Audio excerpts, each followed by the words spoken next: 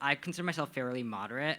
And so, and as a young person, it feels very anxious going into, the world where, there's rising healthcare costs, there's rising housing costs, food's getting more expensive. It's just the ideal 1950s white picket fence family is further and further a fantasy, because I can understand that, the left has gone too far in some areas, but to an extent, making the jump to the right is far bigger of a jump than it is to the left. Or For you. staying with the left, yeah. Yeah, I totally get that. So the first thing that I would say is you should jump into Thomas Sowell if you're concerned about economics and you want to understand how it works. I mean, the short answer is you can't print money and you can't tax people into prosperity. That's the short answer. You actually have to create something of value.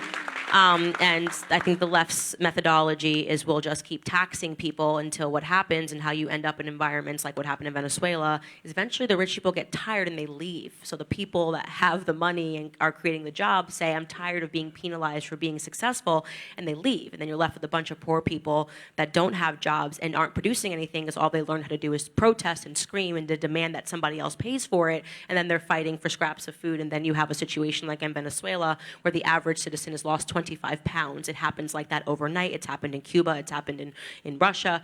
It's happened all over the world. This is why we say socialism kills, because it quite literally kills and people die. You cannot tax the people that are doing well. You want to encourage other people to do well in the same vein. So that's the first thing.